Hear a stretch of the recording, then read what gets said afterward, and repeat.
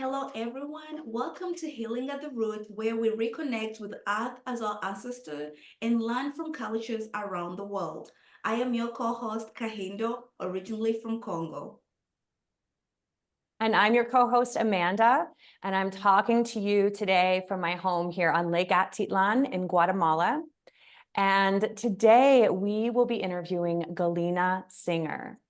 Galina is the granddaughter of Holocaust survivors and the daughter of immigrant parents who migrated from the USSR to the United States in the early 80s. Galina is also a writer and a columnist for Elephant Journal and a conscious relationship coach who teaches about the imprint of trauma in relationships and the importance of trauma healing. Welcome to the show, Galina. Thank you so much. It's an honor to be here. Yes, we're so grateful to have you here, Galina. And I love that you use these two words to describe yourself. The words are disruptive thinker. And was just hoping that you could tell us a little more about what being a disruptive thinker means to you and why it's important in our world today. Yeah, it sounded great when when I put those two words together because I come from the Soviet Union. That was my first culture. So groupthink was prevalent and independent thought was something to hide and be ashamed and afraid of. So to be in the place where I find myself today in my life as a woman, in my life as a wife, in my life as a mother, and just a human being, to be able to think thoughts that some may find disruptive is just, it fills me with joy and almost giddiness because it's such an amazing place to be. And I know that we all are ultimately free to think anything we want, but many of us are still not in connection to the power to do that. So although it's always available, freedom is always available, not everyone understands how to put that in practice. So for me, being a disruptive thinker, it's really, first of all, giving myself permission to choose the thoughts and then to spring to action according to my own beliefs, not just groupthink, not just inherited beliefs, not just conditioned ideas, but to actually come to my own conclusions and to think my own independent thoughts, even if no one else agrees. Oh, thank you for explaining that to us. And what are some of the gifts that you inherited from your ancestry? I guess, until very recently, I was quite down on my ancestors, I must admit, because I was like, oh my God, all I inherited was trauma and like misery. But lately, I really, in fact, since the events from October between Israel and Gaza, I really came in contact with the fact that one of the things I inherited from my ancestors was questioning authority, resilience, and fighting for what we believe in. So suddenly, everything that I've inherited from my ancestors have been really I've been redefining it. And so I finally do see that there are gifts in what I inherited, and not just trauma and not just pain and suffering and not just loss, but yeah, that resilience and resistance as well. These are the gifts. Wow, that's really powerful. And I think a really important point to make as we're living in a time when it has become more normalized for people to acknowledge that we have inherited trauma, that trauma healing is an important piece of our evolution as a collective human psyche. But something I have noticed is also an attachment to perceiving the inheritance of the ancestry through the wounded lens, or only focusing on the trauma inherited. So I really feel like the perspective that you're offering is so expansive in that there's more than just the wound, and how do we take ownership of that?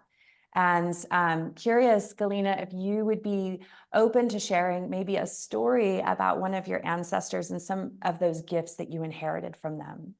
Yeah, my grandmother was in her early 20s, where, in fact, the Second World War started. I'm from Belarusia. That's where my grandparents were when the Second World War broke out.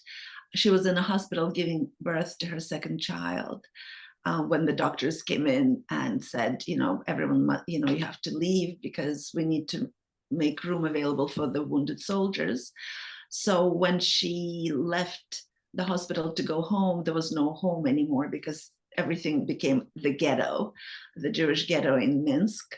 And so, eventually I will skip many, many, many details of tragic loss, including loss of children. But at some point, she was able to escape the ghetto and ran into the forest to join the resistance fighters. My grandma, who was in her early 20s. And so I just, I was able to really connect to that story as well, and just found it incredible. And, something that I really feel as part of my inheritance today. Wow. Galina, how has that reconnecting, with your grandma's story, how has that impacted like your worldview, the way you view yourself? Mm.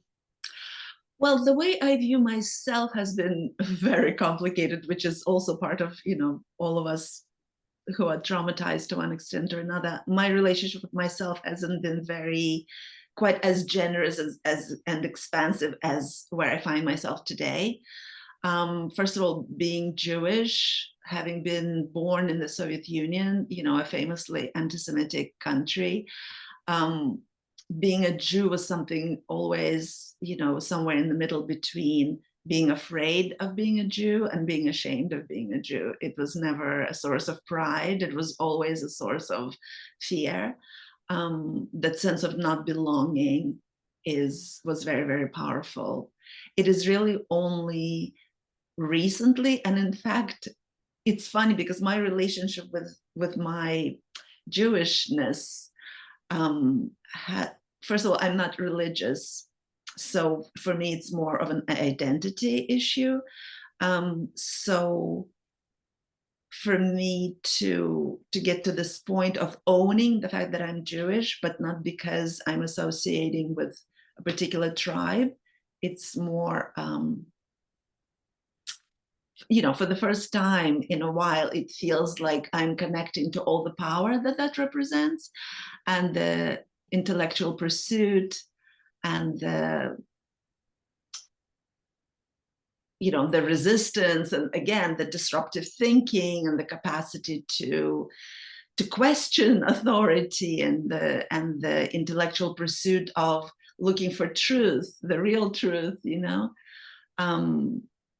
That's how I relate to that now. But it's a very recent place to be, and I had to get here through overcoming a lot of fear and shame, and finding that I belong here, not because I belong to a specific group, but I belong in this life because I'm a human being. Wow, that's so powerful. I actually want to simmer in the statement that you just shared with us. The sense of belonging, not because of being a part of any particular group, not because of the identity, but just your humanness itself. So empowering for, I think, anyone to hear those words. And curious if you can share a little bit more about your story of what if we were to meet the Galina who had not crossed that bridge within herself, who is still feeling that lack of belonging. What did life look like then? And what was it that shifted for you? What was the aha moment, or the journey like into shifting to this new embodiment of yourself? Yeah, thank you for even asking these questions, because it really ties a lot of things in my own journey together. First of all, I realized that I had a problem, the actual conscious realization that I have a problem with my identity as a Jew, And then there was a lot of fear associated with it when I became a mother.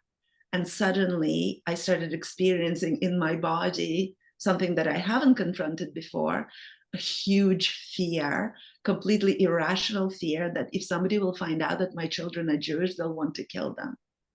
Like, this is actually what started my whole journey of looking into and healing intergenerational trauma. Because obviously, you know, where I was living at the end of the 20th century didn't present any threat to my life or the life of my children, and yet this is what I was experiencing in my body. It was clear that it had nothing to do with my actual surroundings. It was more something that I was carrying. So, and of course, that led to the fact that I was trying to protect them by not really talking about Judaism, not really introducing, being very superficial in kind of cultivating traditions that are specifically Jewish, or that are associated with Judaism. And then also, of course, not really talking about difficult subjects, and not really questioning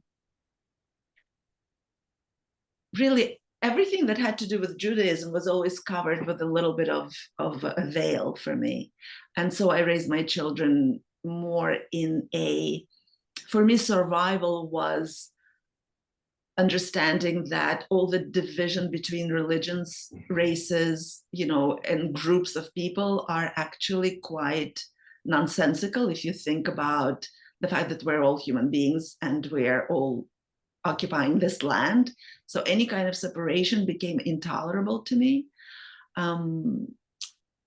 Yeah, I hope that answers the question. I'm kind of going a little bit off on a tangent, so please tell me.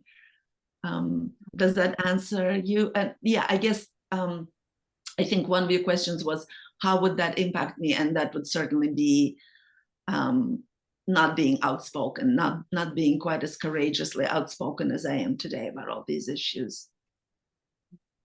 Yeah, and just a follow-up question to this. I want to zoom in on what you were sharing about.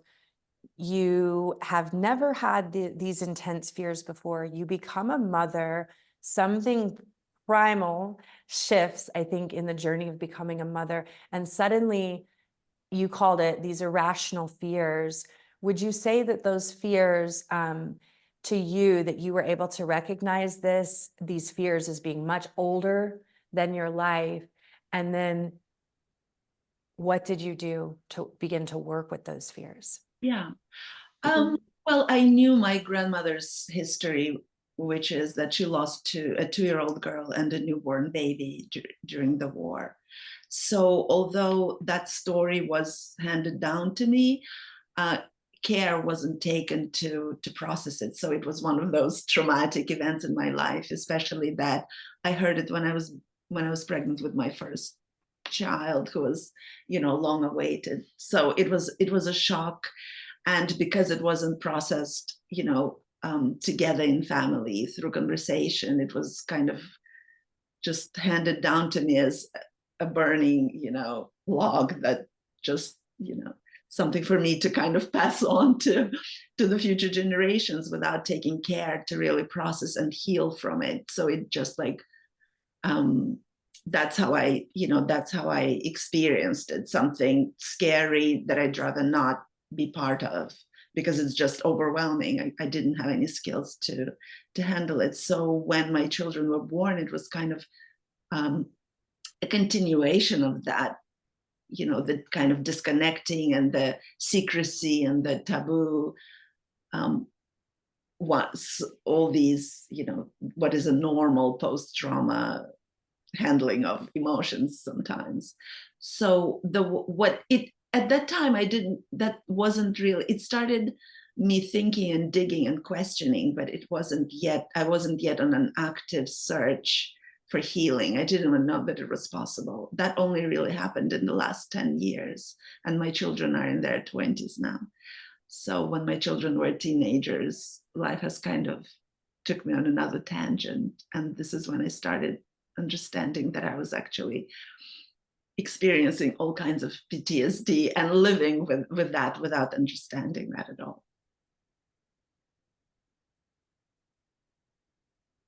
So you say that for you, when they passed down that story, they didn't like they passed down the trauma, but they didn't tell you how to heal from it. So when you pass down that story to your kids, how have you done it differently than the people before? How have you included healing through Mm. like storytelling, like telling them that story? Yeah, it's beautiful. Well, I really feel that since October of last year, this is when everything kind of crescendoed for me in this particular part of my life, where it was very, very quickly, after the news broke out, a day or two later, I started experiencing again huge, fear in my body. It actually was just shocking to me how scared I was. Again, I'm living in another country and completely not facing what a lot of people were facing. So I was going through a lot of just physical fear in my body, really going through it. And then I also very quickly understood that it was very actually quite mystical experience, because I felt that, my grandmother died quite a few years ago, but I felt like in those days I was really connecting to my grandmother. And one of the posts that I made, where I was very much against othering other people, I really felt that it was through the eyes of my grandmother. To me, it became really, really clear in that moment that it was the othering of my grandmother that had her lose her children, that somebody would want to exterminate another people is only because they're viewed as not like us. To me, this is the beginning of all distortion, whether it's in our romantic relationships or in our families. Whenever we're afraid of somebody who is not quite like us, we well, again, we're afraid, right? Exactly how it comes out. We're afraid, and so we're trying to protect ourselves from them, forgetting the most important truth, that we're all human, we're all one human family, and all of us are interconnected. And until every one of us is safe, nobody is truly safe. It'll just be perpetuated in cycles. So, yeah, it was, I was living crazy things in my body, really very overwhelmed. And at the same time, I also knew that I could not join the rest of my, family members and some friends who were siding with Israel. That became very, very clear, even in the days when it was still feeling as if it was self-protection and self-defense. I knew right away that something was definitely wrong. It was like, before I understood it intellectually, I was feeling it in my body, and I knew that it was against my principles to side with Israel. And honestly, that's really the only way I can explain it, is that I was no longer just me as the personality. I was channeling something that I had to deliver as information.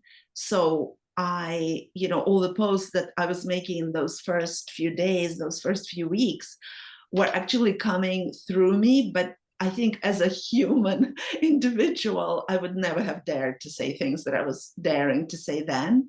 And as I was writing it and posting it and speaking it, my body was going through such panic of survival that so it was all kind of happening at the same time. I was a mouthpiece for information that I felt like I was in communion with my grandmother, and that one of the posts I actually finished, "This is for you, grandma," because it just felt like, if I am to learn anything from my grandmother's experience, then it's, we should never allow anyone to other anyone else.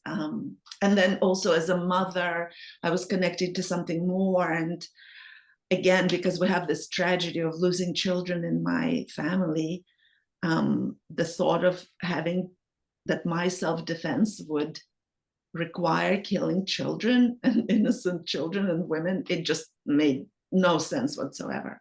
So it was just one huge protest rising in my body at the same time as my body was experiencing a sense of threat. But what was also emerging is that I was willing to use my voice for something I believed in with all of my being, even if that meant I'd be killed, because this is basically what my body was going through. So the way I like to kind of reframe it now is that I wanted to thrive. I want to live in thriving rather than surviving. And that we think that survival is the physical survival, but if we look for physical survival by going against what feels like truth in our body, that's not survival.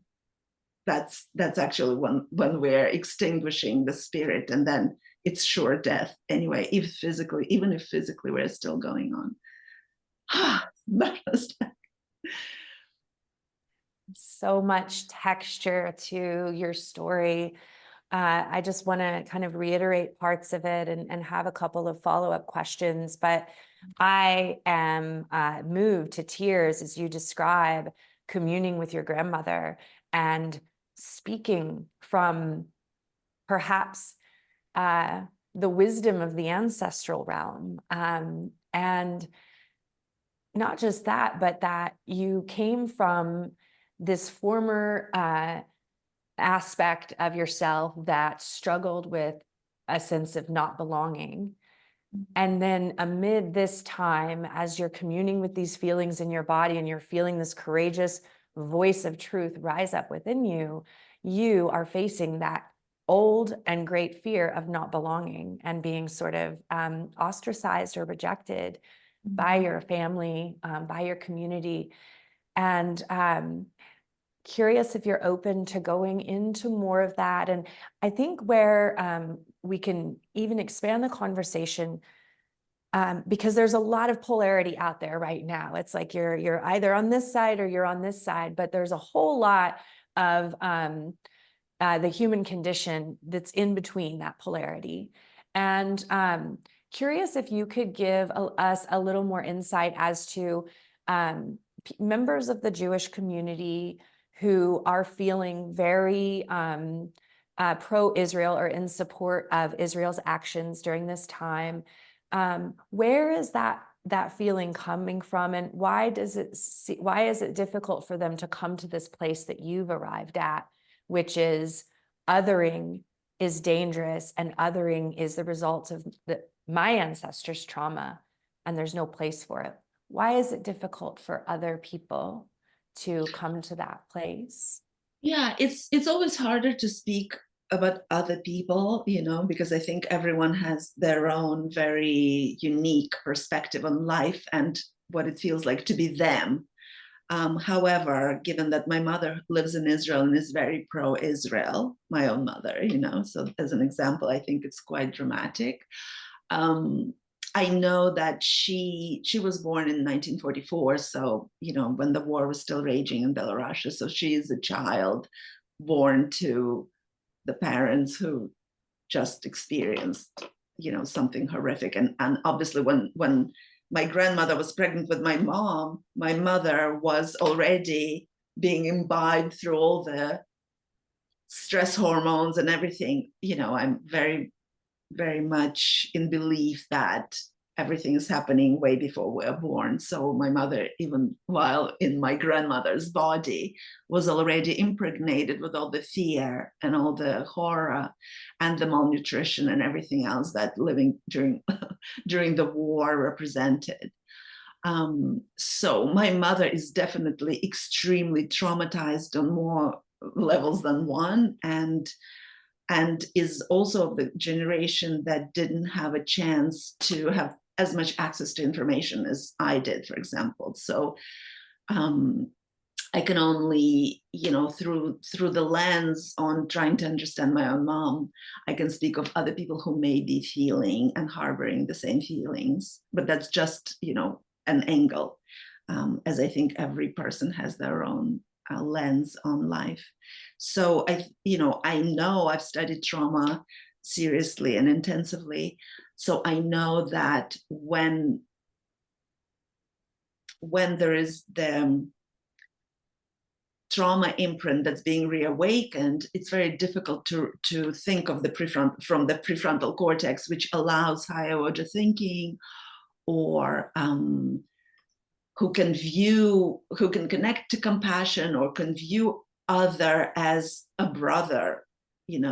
So again, that's one of the reasons actually why healing trauma is so important on all levels, because I observe that mechanism happening between generations within one family, and even between people that are partners in life.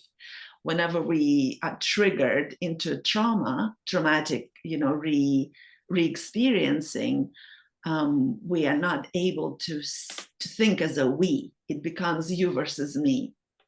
So with what's happened on October 7th, obviously something really, really huge was re-experienced by a whole chunk of population. Definitely everyone who is associating as a Jew felt all those feelings. So I think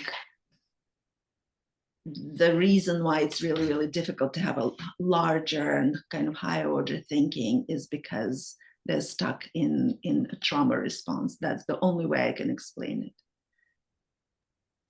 Yeah, I understand that very much. And, just for you to have a trauma education, to be able to understand your mother through that lens, to be able to understand people who are holding opinions of opposition, understand them through this trauma-informed lens, is really such a gift.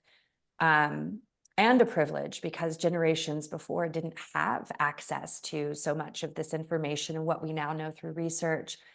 I'm going to ask the next question is going into vulnerable spaces, and freedom to pass if you want. But I'm curious, the emotional challenge. I'm asking this because, it's your life, and there are many lessons from your experience, and also that your life is a reflection of what so many other people are going through right now, where the generations who have had access to certain tools that older generations maybe did not have as much access to. And so there's this very difference in perspective and understanding. And how have you been able to navigate your relationships with the people that you love, the people that disagree with you on this issue? And how have you been able to bring your heart and your compassion, your trauma-informed understanding, but also hold space for the part of you that maybe feels hurt by any of the criticism you may be getting from? Yeah, it was very challenging, because first of all, the tendency is when somebody disagrees with you, it feels like a threat, because then it's like only one person can be right, from the polarized world in which we were all conditioned. Several truths couldn't exist at the same time, and yet the only truth is that we each have our own reality, and we each have our own unique experience and our own unique lens on life. So when I started kind of sensing the anger rise in me against the people who weren't thinking like me, I reminded myself that compassion is really, really important. And I really didn't want to. And honestly, watching the comments on some of the posts on Instagram where women were just vilifying each other because of disagreements, that just wasn't at all my thing. I was horrified actually by the degree of righteousness and that anger. And I mean, the fact is that there was suffering on all sides. People made it really, really personal, forgetting that it's the government that is kind of making the choices and that a lot of people don't feel the same way. So yeah, just kind of, I really appreciate people who take the time to hear the other side, to try to understand the other side. And it reminds me of an article I read a very long time ago. I don't even remember what the source was anymore, but they were talking about soldiers, and when they prepare soldiers to go to war, they do a lot of work on trying to desensitize them from the humanity of the perceived enemy. And that just really floated up into my memory, that war is only possible, that kind of anger and the need to destroy the other is only possible when we no longer see the other as a human being.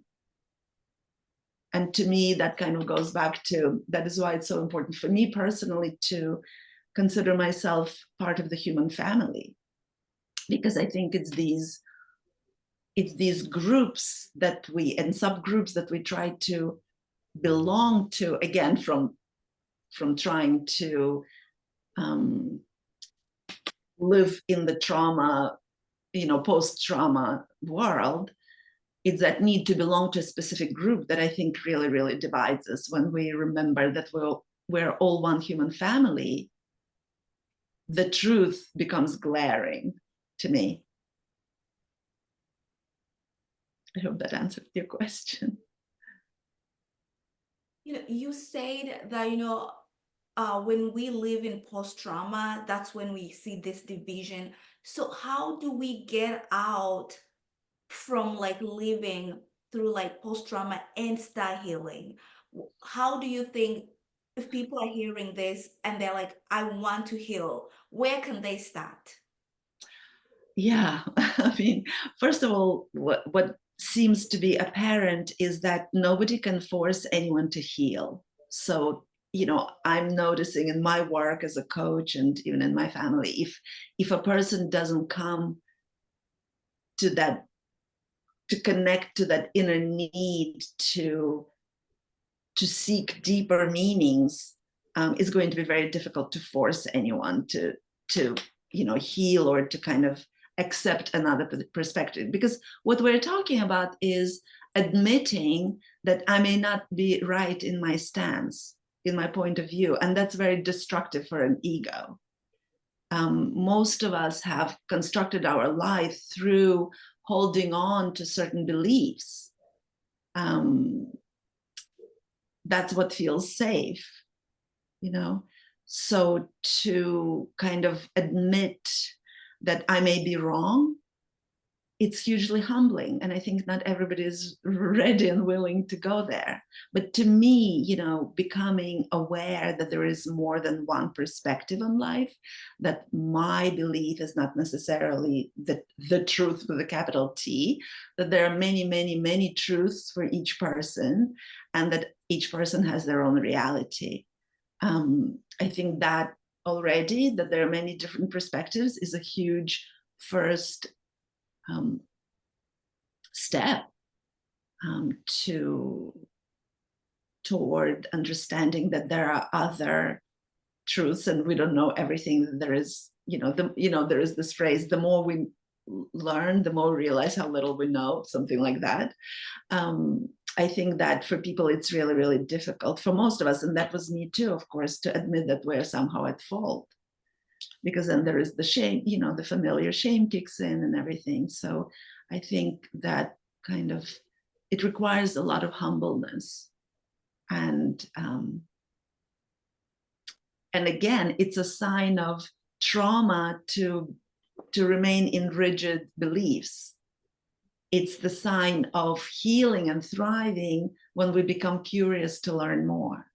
So that to me, is also explaining why so few, let's just say majority of people, are still very reluctant to accept a point of view of the other, and are usually stuck in polarity. It's because, to me, it's also a sign of, a trauma syndrome, because otherwise we would be more if I am safe in who I am, in my body, in my life, then I will be curious about you. If I'm not safe, then I see threat in everything and everyone.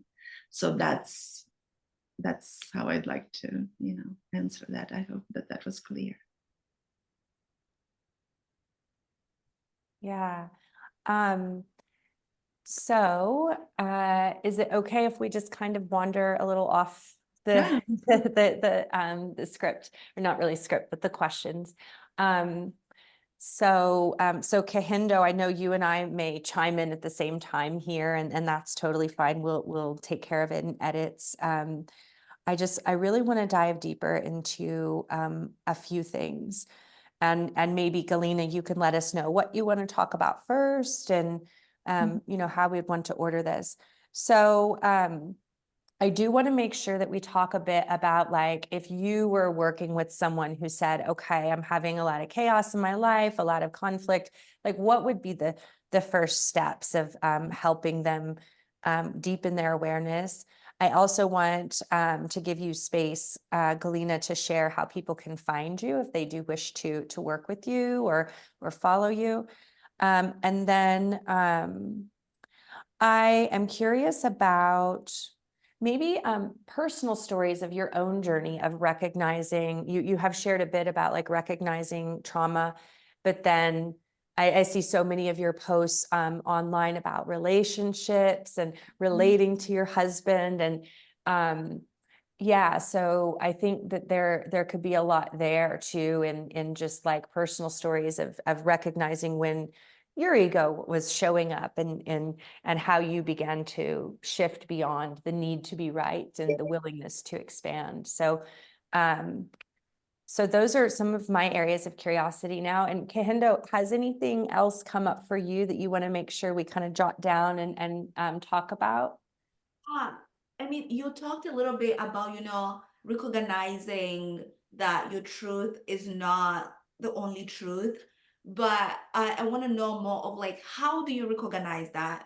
Like, because I feel like people who are like, they are curious, but like, how do they go from, s- going from something that they've always believed in to like, oh, actually, this is not the truth. Mm-hmm. Yeah, I mean, these are all great questions. And I mean, I could talk about this for 24 hours in a row, and there won't be enough time. So I will try to make it as brief as possible.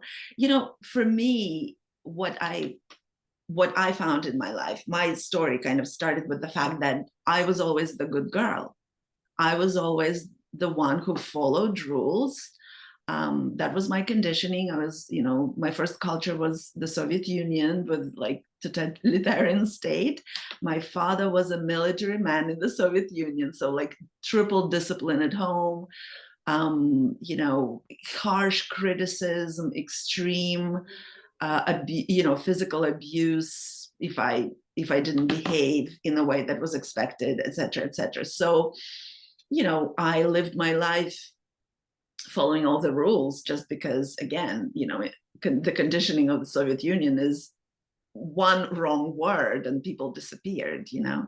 So from these extreme conditions, I was the good girl and, had to be the perfect student and the perfect daughter and the perfect employee and then the perfect wife and the perfect mother, and got into my mid 40s apathetic, depleted, and not at all aware the kind of myths of what a woman should do to be happy. None of it materialized. I did all the right things, I did all that was required of me, and yet that proverbial, happily ever after was just not coming and not coming and not coming. And in fact, with time, I just felt worse and worse and worse. So for me, it was a series of personal crises that kind of got me to a state of like, what the hell is going on? I did everything I was supposed to, and yet like I'm not happy. And so my writing actually started from, I was a very different person. I wasn't at all looking for any kind of spotlight or even any kind of a microphone to speak my truth. But at some point, these unexpressed feelings and the the fear of recognizing that I did everything right, but life still didn't feel like success, still didn't feel well. It just felt like nothing was ever enough. I started kind of expressing that, my feeling perplexed at where I found myself in my mid-40s, 3 children, marriage, education, like did everything right. And yet here I am just really unraveling.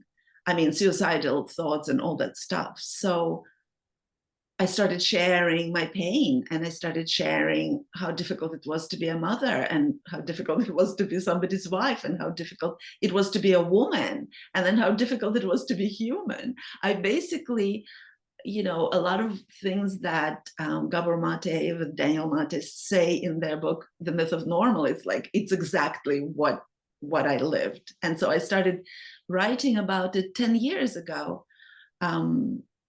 The first article I dared to send was in 2016. And so slowly but surely, people were starting to like, me too. Women were first in whispers, then in louder and louder voices saying, me too, I feel exactly the same way. You are in my mind and you're reading my mind, and I could have written the same thing. So, I started, that kind of gave me a little bit more of confidence, and I started digging deeper. And sooner or later, I started realizing that being a good girl, being a perfectionist, pleasing others, it's a coping mechanism, a series of coping mechanisms in order to survive in childhood. And, that's a post-traumatic adaptation. And that's how it all started for me. I just, in order to understand myself, I was just digging deeper and deeper and deeper and deeper. And then, learning about somatic healing and how everything is reflected through our body. And so that's how it all started for me. So, for example, to answer Amanda's question, if somebody were to come to me, which is what started happening, is that people were coming to me in response to my writing. So I started offering kind of coaching services. The first thing I do always is I look at the childhood, because a lot of us, and that was me too, if somebody were to ask me 15 years ago, how was my childhood, I'd be like, oh my God, I had such a beautiful childhood. Even though there were all these, strange and difficult and violent occurrences, children are so resilient, and all that. So a lot of people who start this work don't even realize that there was trauma in their life, because everybody, it all seemed so normal, and it all looked so normal, therefore myth of normal on the outside. So for me, the first is always looking at the childhood. And I have this really unexpected capacity to see patterns. So if somebody tells me about some of the things that happen in childhood, I know how these patterns are transferred to the rest of their life.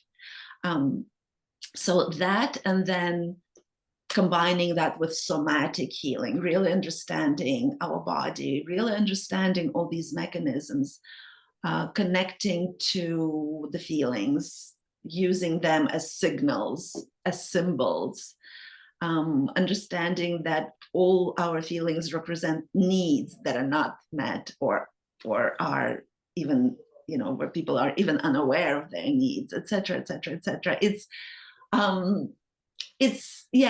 a relatively simple sequence of events, but it starts with becoming aware. Really, that's the most important big first step, is becoming aware, becoming an observer, because only then can we kind of, not necessarily critically, but only that sense of somewhat of a detached observation can catch all those things that actually weren't normal, that felt so normal as we were growing up. Yeah, so powerful what you're sharing. And I love that you incorporate somatic work in your own personal healing, as well as supporting others.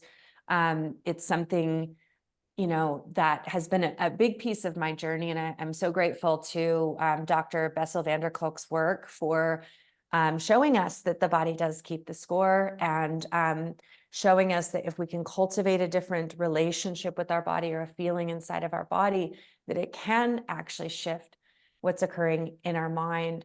And for a lot of people, this is still very new and very foreign. So would you be willing to share an example of an experience you had with your sensations, bodily feelings, and how you were able to build relationship with them? Yeah, I have a great example that I often share in my groups with, with women, where when I started taking the time to be with me, with my body, with my experiences, I noticed that I would be sitting in my bed trying to just like calm my mind, and suddenly a scary thought would enter my awareness, and immediately I would be observing my body going into a stress cycle where my heart rate would increase, I would start sweating, and I remember starting to notice, oh my God, I'm not actually responding to reality, because I was like in safety of my home, in safety of my bed, even like the coziest place and everything, but my whole body was responding to a thought. So that started everything for me.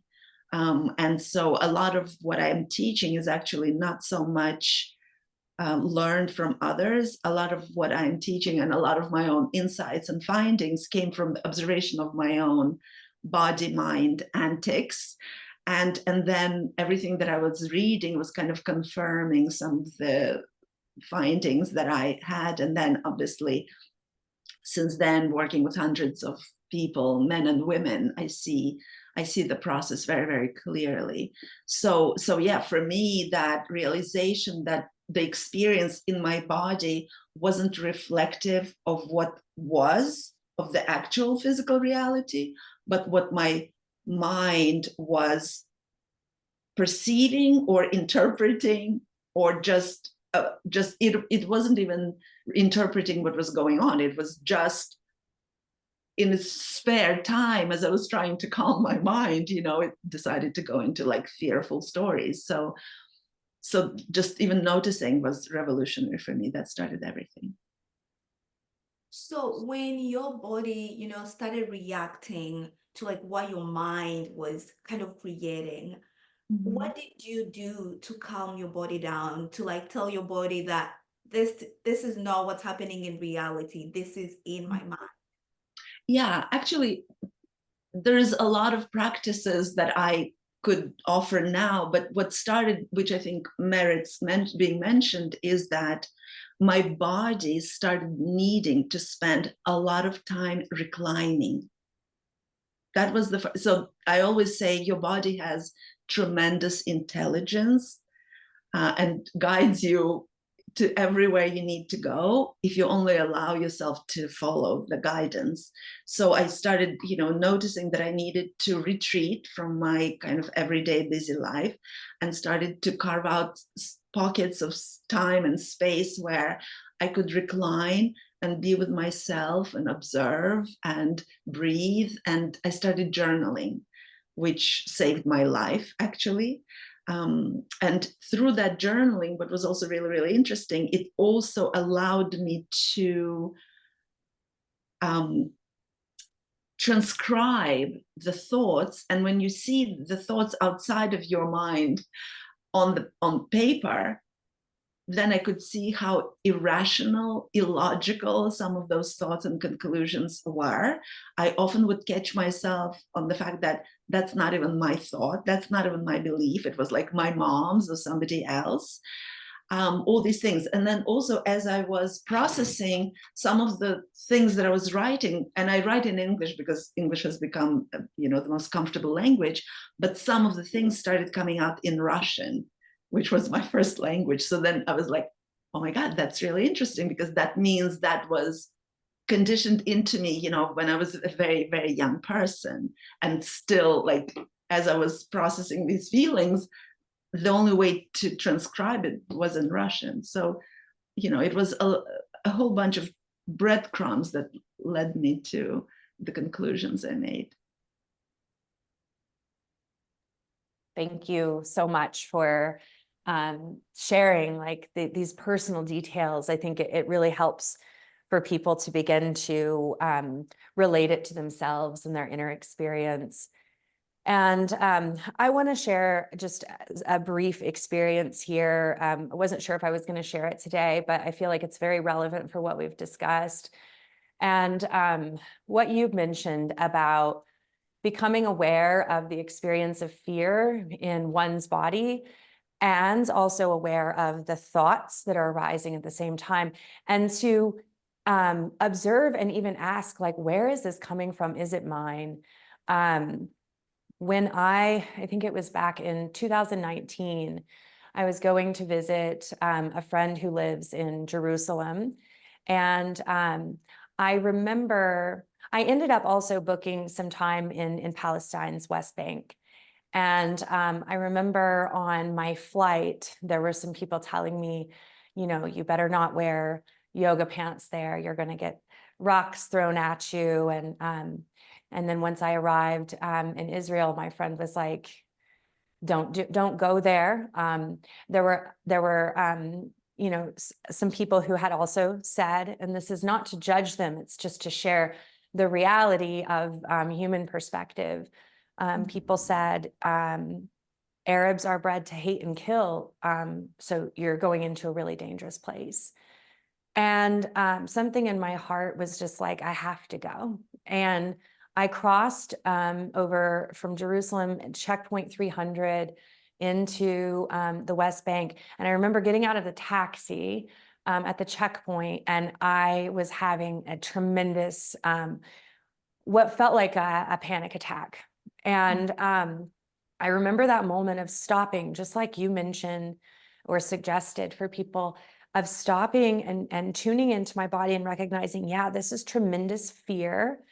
And just looking around and recognizing that there's absolutely nothing to fear in this moment.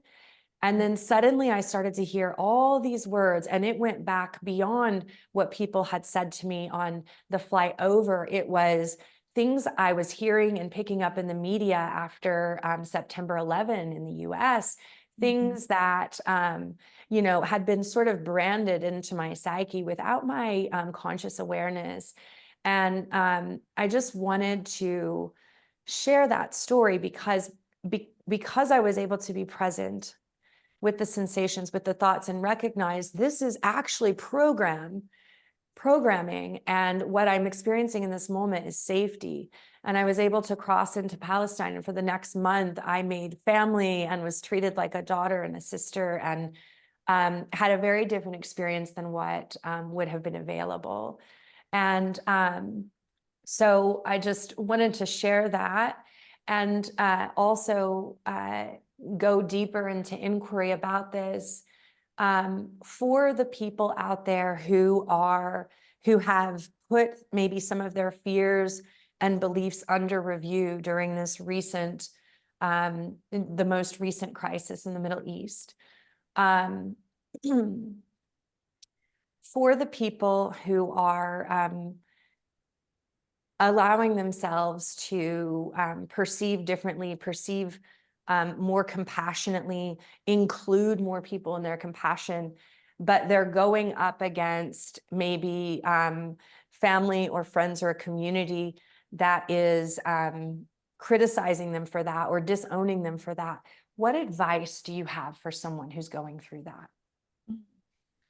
Thank you for sharing this. I actually started taking notes because so much was coming up for me that I wanted to mention. First of all, what we are talking about is the confrontation between conditioning. So all the things, all the conditioning, all the programming you've received, you know, through the culture in which you lived, versus lived experience. And I think this is actually a really, really important carcass to look at the situation, because the conditioning represents the past. It's other people's lived experience and the interpretation, sometimes wrong, sometimes right, that they've made about it. So we're kind of taking it as a truth, kind of taking their word for it. And here's where we're confronted with what you are talking about is when you get out of the taxi and your body was experiencing danger because of the thoughts and the beliefs that you were carrying, and yet that ability to bring yourself to the present moment through that capacity to observe, okay, this is what's happening in my body, this is what I was told to believe or to watch out for, and this is actually where I am now. This is part of the somatic healing for sure, is one where this is a lot of what I teach, capacity to take in sensory information in the present moment is the only truth. Because again, what's in the mind is often a repeating of the past or fear about the future. It's not reality, the physical reality in which we live. Only when we take in, this is what I see, this is what I smell, this is what I touch, this is what's actually happening now, it brings us to the present moment, and it keeps us in that thriving rather than surviving. That's when we're able to break that cycle of like fear that's attached to beliefs and the loop that it represents. And then again, what does it mean present moment, and what does it mean lived experience? Like you say, you then had the privilege of living a whole month with people who showed you who they are. And I also, prior to where I find myself today, through a series of, miraculous events like we often have in life, I actually met lots of women, Arab women, Muslim women in my life ever since I'm a mother. And I was always struck by sheer generosity and the hospitality of these women, their willingness to serve and to help and to treat you and to share. It's honestly,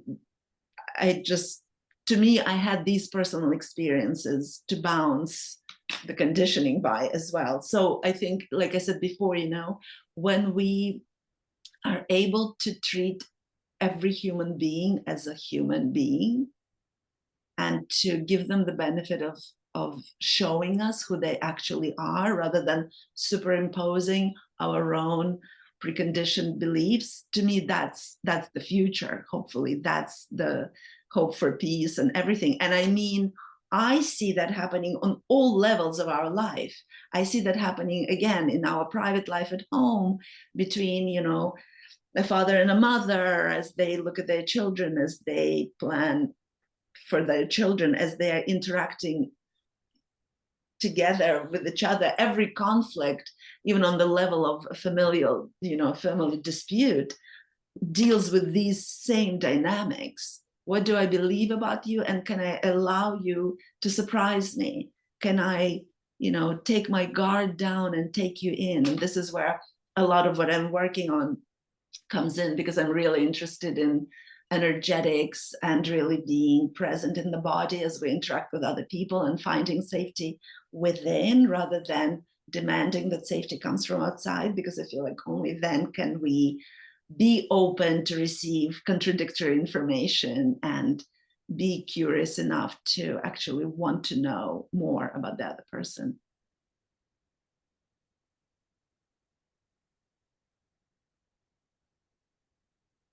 Wow, thank you for sharing that.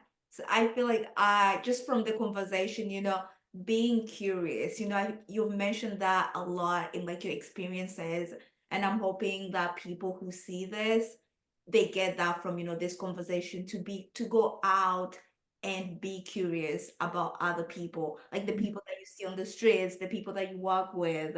So yeah, thank you for sharing that. You're welcome. It's my pleasure. Yeah, so much value here. Is it okay if we ask maybe one or two more questions? Yeah, so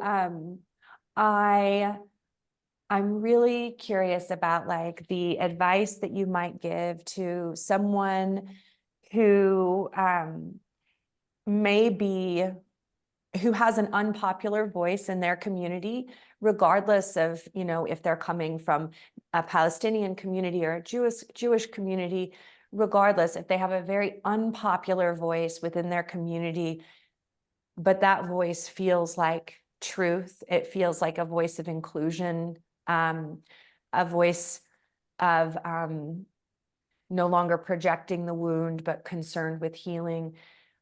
What encouragement would you have for that person to continue trusting that voice, using that voice amid all of the pressure, the criticism, everything that they may face? This is something that you've been going through yourself? Oh yeah. And not only me in my personal life, but a lot of people that I'm working with confronted with that fear of not belonging. And here I want to bring up what Gabor Mate often speaks about, which really caught my attention a long time ago, is that we have two needs: authenticity and belonging.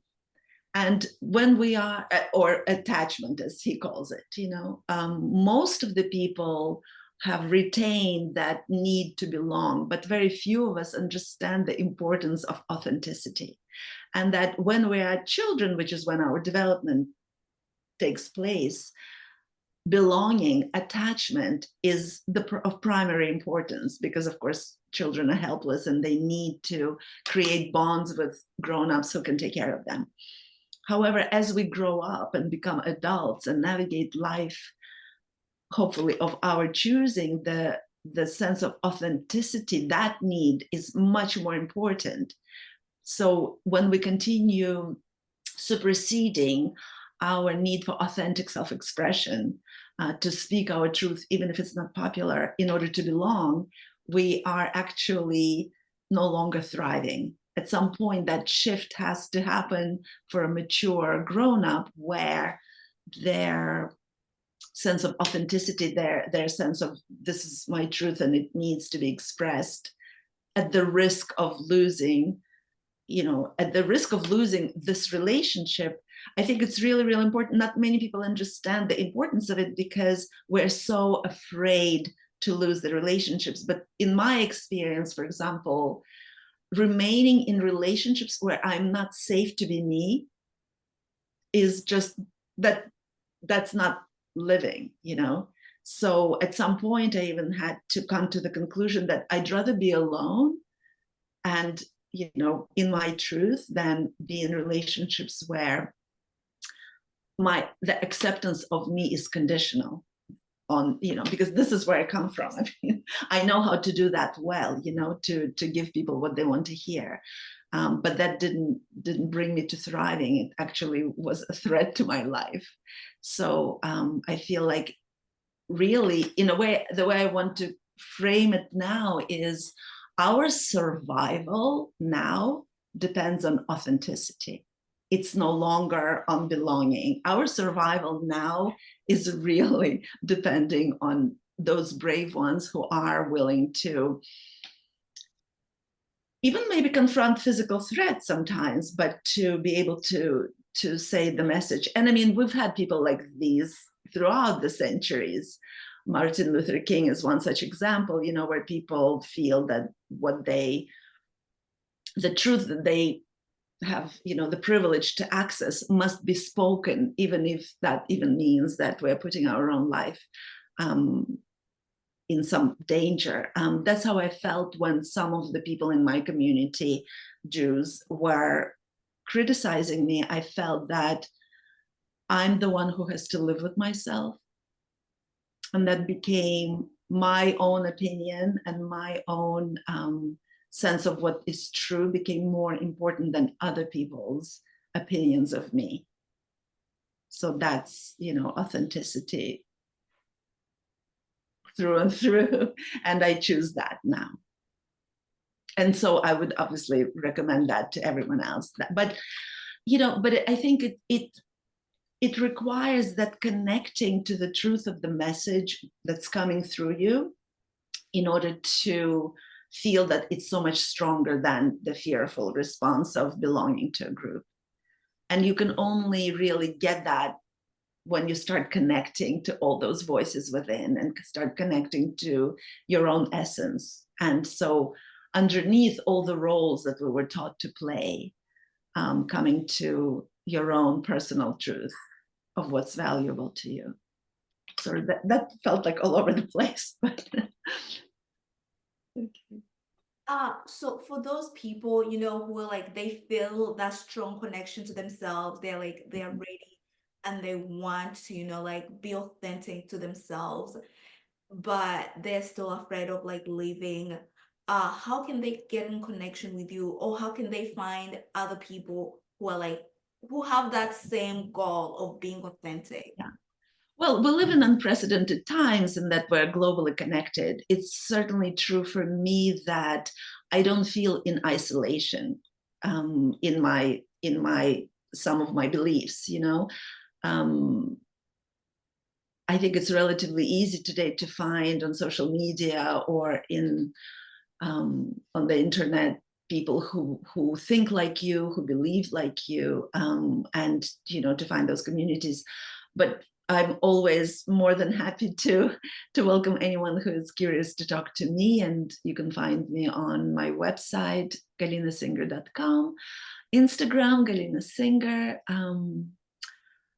I write for Elephant Journal, and you can find me there through the roster of contributing writers. And, you know, even through the email, galinasinger.com, galinasinger@gmail.com. So that's relatively easy to remember. And please, you know, reach out. I'll be so happy to hear from you. Thank you. Yeah, thank you so much for all of this. There's so much here. Oh, am I unmuted? Yeah. Yeah. Okay. There's just so much here. Oh, I had a question and I forgot it. Oh, so at this stage of your work, who are the people that you're calling in? Who are you? Who are your programs or your offerings most designed for? And yeah, if you want to chat about that at all. Yeah, you know, I used to always say it's for people like me, but what does that mean? It's, you know, usually people who, lots of women who respond to my writing are women like me who always try to be the good girls, the pleasers, you know, the perfect moms, the perfect everything, and who come in their midlife to realization that not only does it not serve them, that it's ruining their relationships and it's, you know, it's destructive to their own well-being.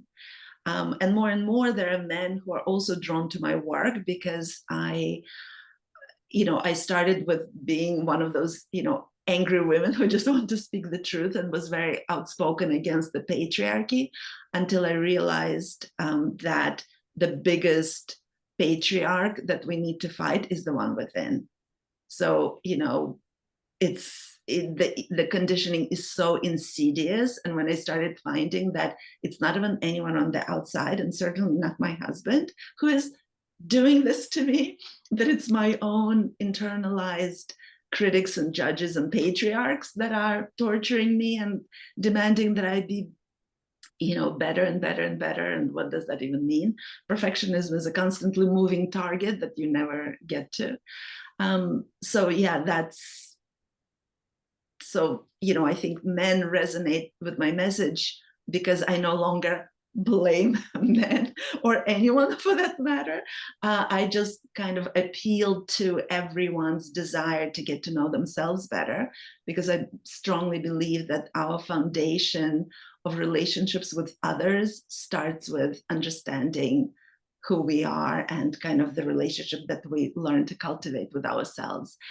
Because I also found that our relationship with ourselves is so violent, so abusive, and so oppressive that this is the first relationship that really needs to get looked at. So now I have also men who are drawn to my work in the last couple of years, and it gives me great pleasure to work with men as well. We're so grateful, Galina. This was just so deep. And yeah, anyone who listens, I know is going to come away with more clarity about how to heal. I don't really have words for it. I'm just so honored that you shared time with us. Especially knowing that like we're a brand new podcast and so it means so much.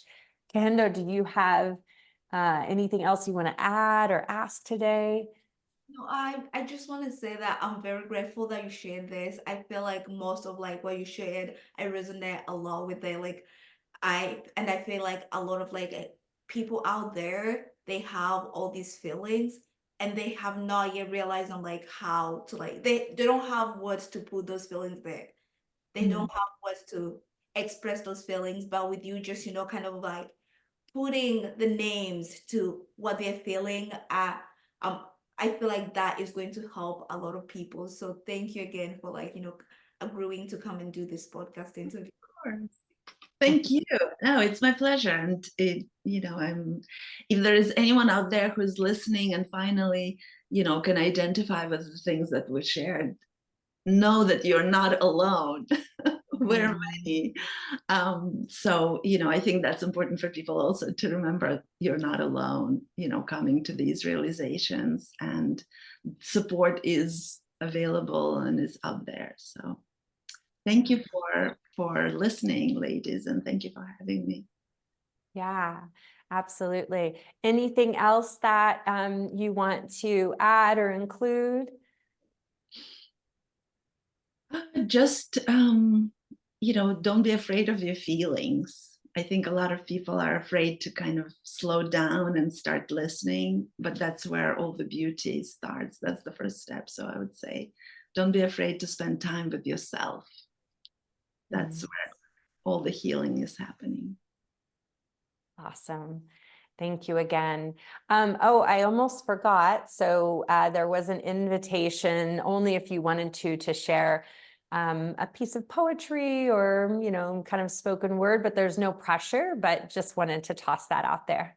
Yeah, a phrase that was so remarkable for me when I heard it first. I hope I can properly remember it, but it was from the Gospel of St. Thomas. I'm so sorry, you know what? I'm going to look it up because I don't want to mess it up. It's even on my website. So I don't want to butcher it. So I'm so sorry that I didn't prepare it. Give me just a moment.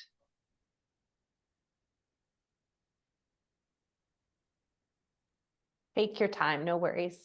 Sorry about that. It's always in the front of my mind, but of course, if you bring forth what is within you, what you bring forth will save you. If you do not bring forth what is within you, what you do not bring forth will destroy you. And isn't that so perfect for our conversation today? That just kind of like, I feel like that kind of sums up everything that we've talked about today. Yeah, thank you for sharing that. You're welcome. Yeah. Just a million thank yous. That was a perfect summary. And I think maybe I saw that quote on your website, and just so true. So I'll stop recording now unless anyone else wants to add anything. Okay.